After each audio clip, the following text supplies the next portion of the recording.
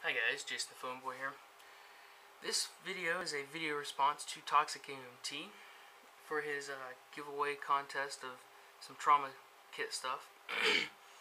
I've got various different types of kits. I've got a wilderness first aid kit, I've got my vehicular first aid kit, and this one here is what I would consider to be truly my EDC kit. Although I have both my wilderness kit and my vehicle kit on me 90% of the time, they're in a vehicle. This one actually stays on my person, so I'm going to consider this to be an EDC kit. It fits in a small tin that's an American Red Cross first aid tin. These actually come with a whole list of items, band-aids and such, and some antibiotic ointment. I got these during a tornado that we had come through the area. American Red Cross was handing these out, so I grabbed me about a half a dozen. Being a first responder, well, actually being an EMT for the county on a volunteer basis, I figured it would be a good idea to grab a couple of them because I kind of had some pull. But no, I grabbed some of these. And they actually make great tins for survival and such because they are attached. They're not like an Altoids tin where the lid comes completely off. These are actually attached. So, anyway, jumping into this thing. As you can see, it's about the size of a 3x5 card, and it's about, I don't know, 1/2 to 3/4 of an inch thick. So, it's a little bit over 1/2 inch thick, actually, I think, but towards the middle, because the middle kind of bulges out, I'd say it's more or less 3/4 of an inch. Perfect size to fit in your pocket. Compared to my wallet, it's actually smaller in both thickness and in size. It's smaller than my wallet, so I generally put this in my other back pocket. So let's jump into this thing. First off, I've got medications. I've got Benadryl for regular decongestion. Say if somebody's just having an allergic reaction to pollen or whatever, these come in handy for that. These are the quick dissolve strips, which basically you would take them out and you put them underneath your tongue, kind of like one of those breath strips, and they just quickly dissolve right into the system. If you put them under the tongue, they hit the system almost immediately. I've used these before, just having regular seasonal allergies, and within 5 minutes I was feeling a relief. Now, protocol would state that if you're going to give Benadryl for anaphylaxis, then you need at least 50 milligrams. So I've got 2 of these because these are 25 milligram doses. So I've got 2 of these strips, which is a 50 milligram dose for somebody who's possibly having an anaphylactic shock and they don't happen to have an EpiPen.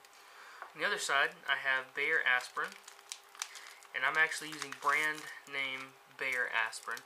A lot of people get off the brand Bayer or off-branded aspirin, and it works, but Bayer has been the leader in aspirin, and they're the ones that actually put out all of the commercials that said, hey, if you feel like you're having chest pain, take a Bayer and it'll save your life.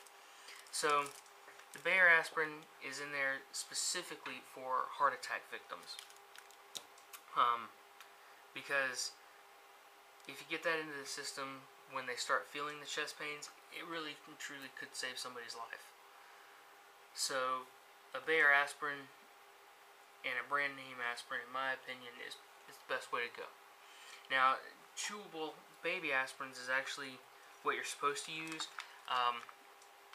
but in a pinch they can chew up these adult swallow aspirins, and they do the same thing. They just taste worse than cherry flavored baby aspirins. I have matches simply because I always carry fire with me. All of my kits at least have a book of matches in them because they're quick, they're easy, and they're cheap. And they work a pretty good % of the time. I've got 2 little squeeze tubes of antibiotic ointment, basically Neosporin, non-aspirin, a splinter remover, which is kind of like a miniature pry bar. It's kind of strange, but it works. You know, it's one of those things, it's small and in a pinch it would come in handy. Some decongestion tablets, and 3 safety pins. Safety pins can be used for a variety of different reasons, but mainly I keep them in there to help attach clothing and such. Whenever you can use a lot of clothes that a patient may already be wearing to make splints on the patient, so I can use that to kind of pull a shirt in and make different types of dressings and such using clothing, and the safety pins will hold the clothing together a lot better than using, say, tape or string. Got some regular bandages. These are just your typical, I guess, half-inch size band-aids. You know, use them for bumps and scratches.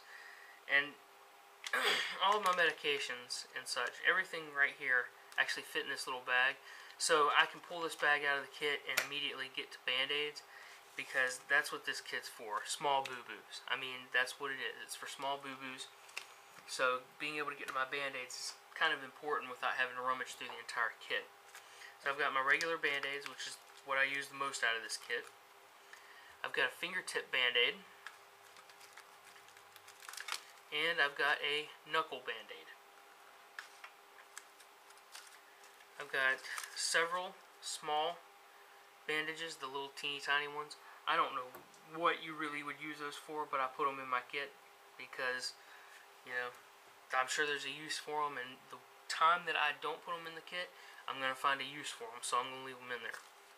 I've got a large butterfly enclosure and 3 smaller butterfly enclosures, which butterfly enclosures are basically a poor man's sutures.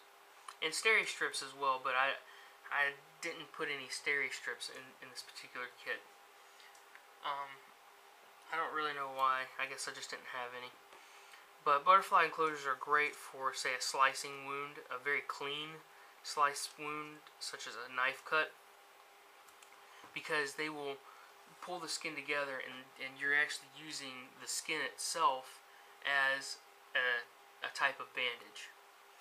I have a Curad plastic patch, which is basically the same thing as moleskin. I've got a piece of tape, or I've got a foot of Gorilla Tape rolled onto a small piece of credit card. 25 feet of bank line, which can be used for any kind of cordage application. Bank line, that particular bank line, I believe, holds 125 pounds. So I can use it for a lot of different purposes, but it's there to make improvised splints or improvised bandages and such, and wraps for the patient. I've got 2 square razor blades. I mean, your mind can be completely open for what those are for. I've got 2 2-inch by 2-inch gauze pads. These are for a little bit larger bleeds, so that you can, you know, obviously stop bleeding and such. And they are also for burns and abrasions. That's more or less what they're for, is burns and abrasions. But they are a compression pad that you can use for, you know, a semi-large bleed. And then the last item in the kit, it's stuck down here at the very bottom, is a triple layered non-stick pad. It's not really a gauze pad, it's just a non-stick pad. It's more or less what you find on the bottoms, you know, that little white patch at the bottom of most band-aids. It's just a non-stick patch, and it's very absorbent, actually.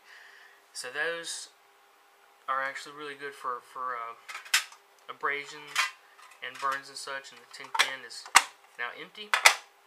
So this is my kit. I've got medications that can cover anything from anaphylactic shock to a heart attack I've got antibiotic ointment, or ouch ointment, you know, in case somebody's really getting freaked out. I've got a small system of survival gear, which would also include these safety pins you can use in that survival gear. I got a knife, cordage, fire, and duct tape. I've got just your regular boo-boo band-aids, fingertip band-aid, knuckle band-aids, and I've got medium-sized wound bandages, which would be my butterfly closures, my gauze pads, and my large non-stick pad. So all in all, this kit will range anything from some major medical issues to some minor medical issues, some minor boo-boos from the smallest, the smallest prick or cut you can think of, to some decent-sized abrasions and burns. So that's my kit. Hope it gives you guys some ideas as to what you can actually put in your own kit. For such a small package, I really feel that this is a great kit to cover such large amount and variation of wounds. So anyway, that's my kit. And remember, guys, you gotta think outside of the box if you want to stay out of the box. Thanks.